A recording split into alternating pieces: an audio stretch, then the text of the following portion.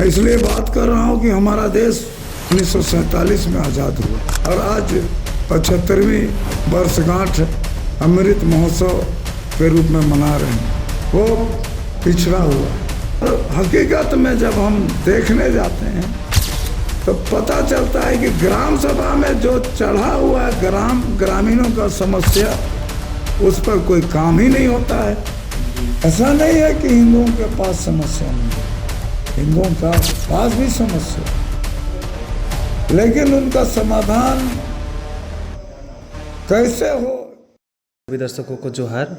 आइए आपको मिलवाते हैं हमारे बीजेपी के प्रत्याशी श्री श्रद्धानंद बेसरा जी से। जोहार सर। जोहार, नमस्कार। तो सर, हम आपके पास आए हैं आपका राय विचार, आपके परामर्श जानने के लिए कि आप आम नागरिकों के लिए क्या करना चाहते हैं। हालांकि आप सभी को पता है कि आप बीजेपी की ओर से खड़ा हुए हैं प्रत्याशी के तौर पर सिमडेगा विधानसभा से। तो हमारा मानना है और बाकी प्रत्याशी और बाकी नागरिकों का भी मानना है कि आप अच्छा काम करेंगे। तो आप उनके लिए आखिर क्या सोच के रखें, आपका क्या तात्पर्य है, आप क्या करना चाहते हैं, थोड़ा ज़रा बताएंगे। धन्यवाद। सबसे पहले तो आप जो चैनल चलाते हैं, आप मेरे पास आए, अब हमसे मुलाकात किया और आपने जो सवाल हमसे किया है और बेहद गंभीर भी है और बेहद चिंतनीय भी है। मैं इसलिए बात कर रहा हूँ कि हमारा देश 1947 में आज़ाद हुआ और आज 75वीं वर्षगांठ अमृत महोत्सव के रूप में मना रहे हैं। इसके बाद भी हमारा जो गांव है वो पिछड़ा हुआ है। प्रत्येक 5 वर्ष में चुनाव आता है, जनता अपना मत का प्रयोग करके अपना विधायक का चुनाव करता है और संपूर्ण रूप से अगर देखा जाए तो जनता को संविधान से जो एक वोट देने का ताकत मिला है, एक मत देने का ताकत मिला है, उस मत के जरिए वह प्रधानमंत्री भी बना सकता है, मुख्यमंत्री भी बना सकता है, विधायक भी बना सकता है और सांसद भी बना सकता है।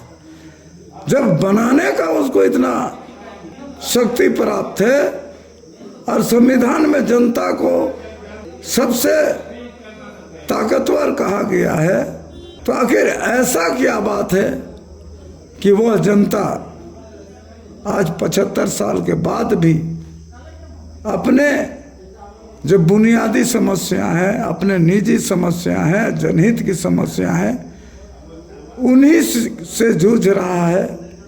ये बड़ा चिंता की बात है। एक हम बचपन से सुनते आ रहे हैं, न लोकसभा न विधानसभा, सबसे बड़ा ग्राम सभा। और जब ग्राम सभा हम का बात करते हैं तो समुचित रूप से ग्राम सभा का तात्पर्य है कि जो जनता गांव में बसती है, जनता का जो समस्या है, जनता का जो विकास योजना है, वो ग्राम सभा के मार्फत से ग्राम सभा के रजिस्टर में चढ़ाया जाता है। और जब ग्राम सभा को सबसे बड़ा सभा मानते हैं और हकीकत में जब हम देखने जाते हैं तो पता चलता है कि ग्राम सभा में जो चढ़ा हुआ है ग्रामीणों का समस्या, उस पर कोई काम ही नहीं होता है। जी। तो आप एक तरफ सोचिए कि जनता को सबसे ताकतवर कहा गया है और ग्राम सभा को सबसे बड़ा ग्राम सभा कहा गया है। अब ये समझ में नहीं आता है कि इसके बीच में आखिर इतना अंतर क्यों हो जाता है। मैं स्पष्ट रूप से बताना चाहता हूँ आप लोगों के माध्यम से, सभी को मैं एक संदेश देना चाहता हूँ। जनता जो अपना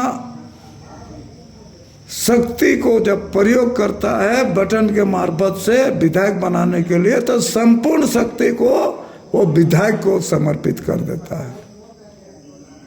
इसलिए समर्पित कर देता है कि हमारी जो समस्याएं हैं उनको विधायक सुने, हमारी जो विकास योजनाएं हैं उनको विधायक सुने, और सुनने के बाद जो विभाग अधिकारी हैं जो हमारे सेवक हैं, उनसे विधायक बात करके उस समस्या का समाधान करेंगे, उस हमारे गांव का विकास करे, आग्रह करे उनसे, उनका आदेश दे। अगर वो नहीं काम करते हैं तो दूसरा सेवक वहां पर बहाल करने का काम करे, तभी जाके गांव का समस्या का समाधान हो सकता है।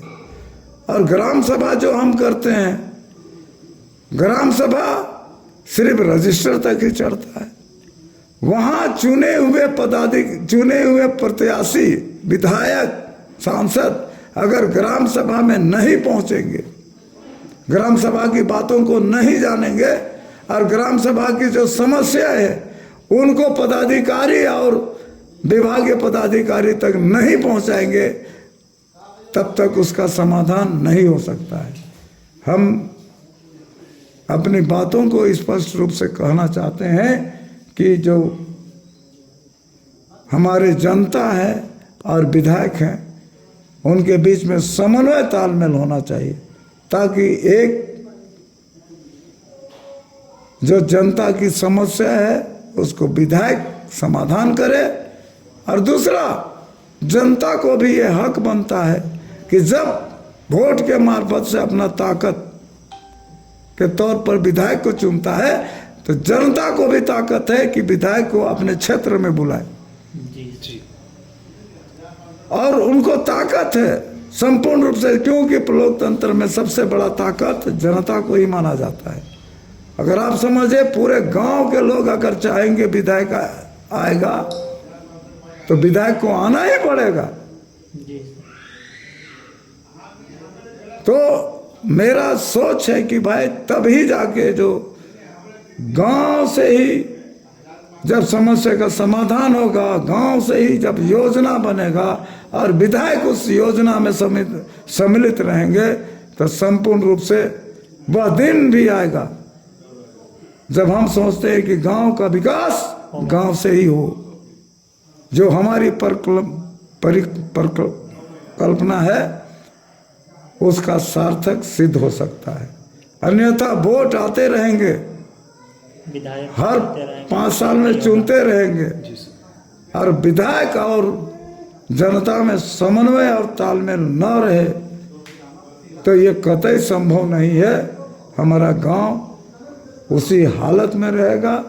आज 75 साल हो गया, कल 100वां साल हो जाएगा, स्वर्ण जयंती मनाएगा, और हमारे गांव के लोग विकास का बाट जोहते रह जाएंगे। मैं पूरी तरह से आपको आश्वस्त करते हुए कहना चाहूँगा कि मैं जब भी विधायक बनूंगा, मैं गांव में जाने का प्रयास करूंगा, उनसे बैठकर बात करूंगा, उनकी समस्याओं को समझूंगा, वे क्या चाहते हैं गांव में, उनकी विकास योजनाओं को मैं सुनूंगा, और उन विकास योजनाओं और समस्या के लिए हमारे जो पदाधिकारी बैठे हुए हैं, जो हमारे सेवक बैठे हुए हैं, उनसे बात करके उन्हें समाधान करने का मैं प्रयास करूंगा। और इसमें मुझे खुशी होती है, आज भी मैं इसे काम करता हूँ, हर गांव में जाता हूँ, और छोटा से छोटा बिना विधायक बने हुए पदाधिकारियों से बात करता हूँ और उनसे समाधान करने के लिए आग्रह करता हूँ। बहुत से समस्याएं मोबाइल फोन के द्वारा ही समाधान हो जाती है, और बहुत से समस्याओं को मैं जाकर के समाधान अपना आवेदन देकर वहाँ पर समस्या के समाधान के लिए मांग करता हूँ। यही मेरा दिनचर्या है, और इसी के लिए मैं लोगों के बीच जाता हूँ, और मुझे जानते भी हैं इस तरह के वो काम करते हैं। बेशक इस तरह से काम करने से मैं सोचता हूँ कि आने वाला दिन जनता के लिए बहुत खुशहाल और बेहतर जिंदगी मिल सकता है। ऐसी मेरी अपेक्षा है, आकांक्षा है, और मेरी सोच भी इसी तरह का है। तो सर, जैसे हम लोग छोटे छोटे जो विद्यार्थी हैं, तो हम लोग शिक्षा के लिए आते हैं सिमडेगा पढ़ने के लिए, क्योंकि हमारा जो प्रखंड है उसमें अच्छी शिक्षा, बेहतर शिक्षा नहीं मिल पाती है। तो आप शिक्षा के क्षेत्र में क्या क्या करना चाहेंगे? शिक्षा के क्षेत्र में मैं कभी गांव की ओर जाता हूँ तो अक्सर देखते होंगे बच्चे लोग खेलते रहते हैं। मैं उनको तो देखता ही हूँ, लेकिन मैं स्कूल के अंदर जाकर समझने की कोशिश करता हूँ कि एजुकेशन जो है गांव में इतना नीचे क्यों गिर गया है। जी सर। मैं उनके प्रिंसिपल से बात करके पूछा कि भाई आपके स्कूल में कितना टीचर है। वो बताते हैं कि हमारे स्कूल में कोई टीचर बताता है कि 2 परमानेंट है, कहीं पर 3 परमानेंट टीचर है। इस सब को सोच के मुझे ये याद आता है कि भाई 2-3 टीचर उस गांव में पढ़ाते हैं, जबकि उस गांव में मिडिल स्कूल में जहाँ तक हमको बताया गया है कि 6 टीचर तो वहाँ पर बहाल होते हैं, और जब तक संपूर्ण टीचर बहाल नहीं होंगे, हमारे जो अभी विद्यार्थियों के अभिभावक हैं, अब तो देखने को मिल रहा है कि हम पूछते भी हैं कि आप कहाँ स्कूल अपना बच्चा को भेजते हैं, तो अपना प्राइवेट स्कूल का नाम बताते हैं। सरकारी स्कूल में कोई नहीं पढ़ाना चाहता है। कोई आपके पढ़ाना नहीं चाहता, इसलिए नहीं पढ़ाना चाहता कि वो टीचर ही नहीं है। अब जब मैं इस विषय में बात करता हूँ तो टीचर बताते हैं कि मेरे पास स्टूडेंट नहीं है उतना पर्याप्त मात्रा में, और जब गार्जियन से मैं बात करता हूँ तो गार्जियन कहता है कि वहाँ पर टीचर ही नहीं तो हम क्यों दें। तो इस विषय में अगर गार्जियन सोचता है तो अच्छा सोचता है, लेकिन टीचर जो बात करता है, भाई आप टीचर पर्याप्त मात्रा में नहीं होगा तो क्यों गार्जियन भेजेगा। इसका मतलब कि स्टूडेंट्स घटना शुरू हो जाएगा। जी। तो जो 2 टीचर 3 टीचर बहाल हैं वो भी घटना शुरू हो जाएगी। तो इसलिए बेहतर कम्युनिकेशन बनाने के लिए जो पर्याप्त टीचर का बहाल होना चाहिए, और बहुत से वैकेंसीज अभी नहीं हो पाए हैं। हमारे हेमंत सोरेन जी ने बहुत से वादे करके गद्दी में आए, मगर इन चीज़ों को उन्होंने कभी गंभीरता से नहीं लिया। अभी ताज़ा सर्वे के अनुसार 2,87,000 वैकेंसी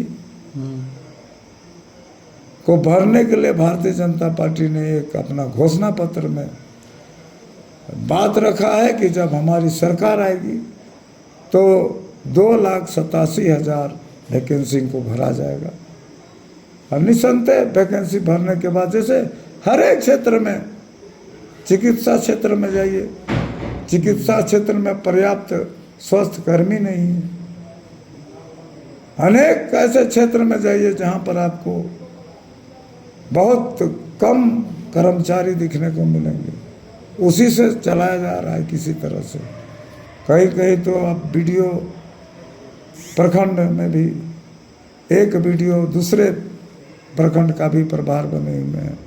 ऐसे कितने हमारे जिला में समस्याएं हैं, और यही समस्या शायद राज्य में भी हो सकता है। तो इन समस्याओं के लिए हम लोग, सरकार बनेगा तो कार्य करेंगे, इसमें पूर्णतः कार्य करेंगे, क्योंकि ये हमारे गांव का है, हमारे जिले का है। तो संपूर्ण रूप में इसमें तो हम लोग ध्यान देकर इसका समाधान करेंगे, और शिक्षा के लिए आने वाला दिन में बेहतर करने का प्रयास करेंगे।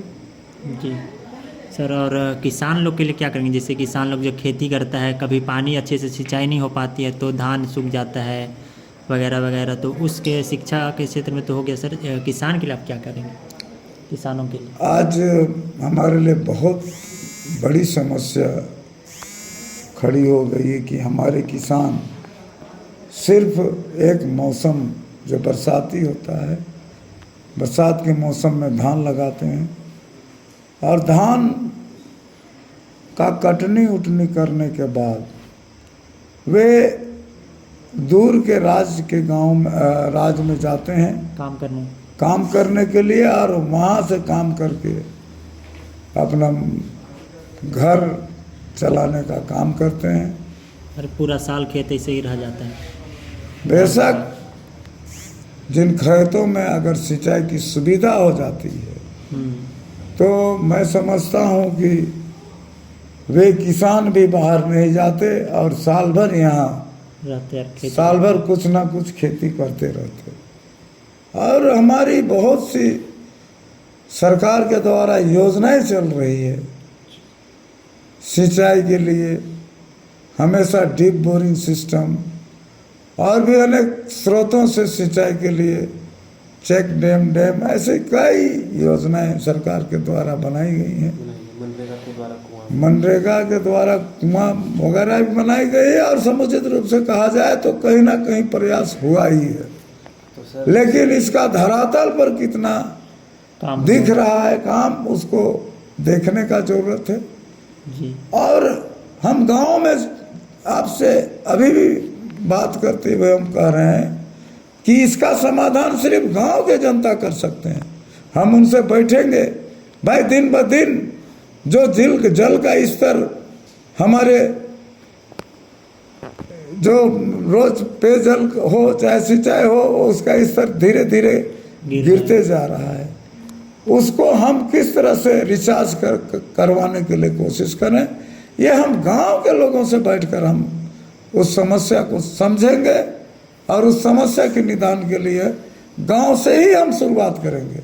जी। और आपको मैंने पूर्व से ही कहा है कि जो समस्या गांवों की है वो समस्याओं को हम उन पदाधिकारियों के समक्ष रखेंगे और उनके मार्गदर्शन से गांव में खुशहाली लाने का प्रयास करेंगे। इसमें कतई कोई कोताही नहीं हो सकती है। और देखिए गांव भोले भाले लोग होते हैं, वे लोग भी योजना बनाने जानते हैं, लेकिन वे जब जाते हैं कहीं भी अपनी योजनाओं को लेकर तो उनसे चूंकि वे विधायक को संपूर्ण रूप से अपना ताकत दिए रहते हैं तो उनकी बातों को कोई सुनता नहीं है। जो भी सुनता है तो कुछ पैसा का डिमांड करता है, कुछ रुपया का डिमांड करता है, कुछ पेंडिंग में चला जाता है। तो संपूर्ण रूप से विधायक को जब ताकत दिए तब विधायक ही उन लोगों का आगे भी समस्या का समाधान करेगा और तभी जाके गांव का संपूर्ण रूप से विकास होगा। तो ऐसी मेरी सोच है। जी सर।